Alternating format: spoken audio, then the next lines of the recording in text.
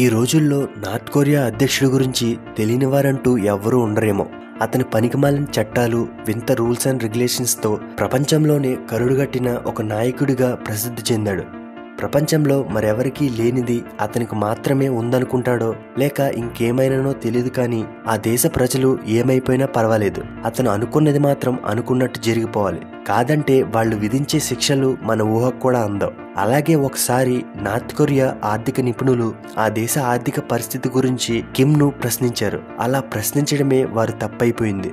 ఆ తర్వాత రోజు నుంచి ఆ ఐదుగురు ఆచూకీ ఎక్కడా కనిపించలేదు. కొన్ని యూరోప్ మీడియా ఛానళ్లు ఆ ఐదుగురిని కిమ్ తన ఆర్మీతో కాల్చి చంపాడని చెప్పుకొస్తున్నాయి. అంతేకాదు, ఎవరైనా ఆత్మహత్య ఎందుకు చేసుకుంటారు? తన మీద తనకి నమ్మకం కోల్పోయినప్పుడో లేక జీవితంపై విరక్తి పుట్టినప్పుడో కదా. అయితే ఆ దేశంలో ఆత్మహత్య చేసుకోవడం కూడా ఒక పెద్ద పాపమే అంటే ఆ దేశ ప్రజల పరిస్థితి గురించి ఒక్కసారి ఆలోచించండి. కానీ ఆత్మహత్య చేసుకుని చనిపోతే తప్పు కాదు, బ్రతికితేనే తప్పు. జీవితాంతం ఎందుకు చనిపోవడానికి ప్రయత్నించానరా బాబోయ్ అనే విధంగా శిక్షిస్తారంట. అదే మన ఇండియాలో అయితే ఆత్మహత్య ప్రయత్నం చేసుకుంటే కొంత మేరకు కౌన్సిలింగ్ ఉంటుంది, కానీ అక్కడ మాత్రం చాలా కఠినమైన శిక్షలు ఉంటాయి. అతడు అదుపు లేని పరిపాలనను ప్రశ్నిస్తూ 2017లో యునైటెడ్ నేషన్ సమాధానం చెప్పాలని పిలుపునిచ్చింది. కానీ ఇతడు దాన్ని కూడా తిరస్కరించాడు. దాంతో యునైటెడ్ నేషన్స్ నార్త్ కొరియాపై అనేక ఆంక్షలు విధించింది. యావత్ దేశానికి డ్రెస్ కోడ్ ని పెట్టిన ఒక నియంత తన భార్యకు కూడా కొన్ని దారుణమైన నిబంధనలు విధించాడు. అవేంటో తెలుసుకోవాలనుకుంటే కొన్ని నిమిషాలు ఈ వీడియో కోసం కేటాయించండి. వీడియో ఇంట్రెస్టింగ్ గా ఉంటుందని చెప్పను గానీ చాలా విచిత్రంగా అలాగే ఇన్ఫర్మేటివ్ గా ఉంటుంది. వీడియో చివరి వరకు చూసి ఇన్ఫర్మేటివ్ గా అనిపిస్తే లైక్ చేయడం మాత్రం మర్చిపోకండి.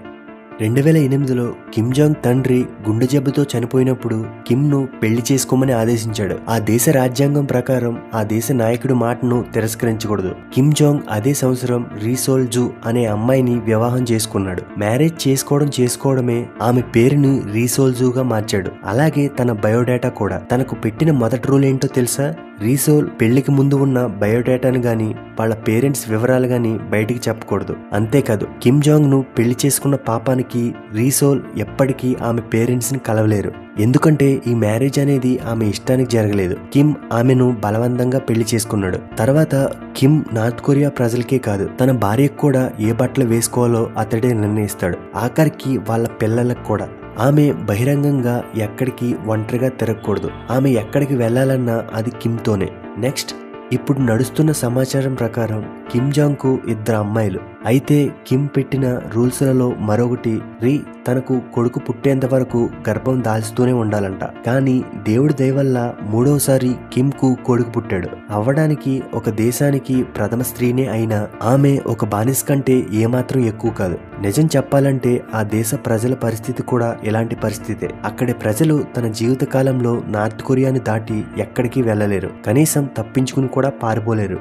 అందుకే నార్త్ కొరియా ప్రజలు చంద్రమండలానికైనా ఈజీగా వెళ్లొచ్చు గాని నార్త్ కొరియా దాటి బయటికి వెళ్లలేమని భావిస్తుంటారు. నిజానికి మన ఇండియన్స్ కి ఫ్రీడమ్ యొక్క విలువ తెలియదు. ఒకవేళ తెలియాలంటే మనం నార్త్ కొరియాలో పుట్టాల్సిందే. ఆ దేశం నుండి తప్పించుకోవడం ఎంత కష్టమనేది తెలుసుకోవాలంటే the girl with 7 names escaped from north Korea అనే పుస్తకంలో నార్త్ కొరియా నుండి తప్పించుకోవడం ఎంత కష్టమో, అలాగే ఒక అమ్మాయి నార్త్ కొరియా నుండి ఏ విధంగా బయటపడిందో చాలా క్లియర్ గా వివరించబడింది. కావాలంటే దాన్ని చదివి తెలుసుకోండి. ఓకే ఫ్రెండ్స్, ఈ వీడియోపై మీ అభిప్రాయాన్ని కామెంట్ సెక్షన్ లో కామెంట్ చేయండి. అలాగే ఇలాంటి మరిన్ని వీడియోస్ ఈ ఛానల్లో చూడాలనుకుంటే ఇప్పుడే సబ్స్క్రైబ్ చేసుకోండి.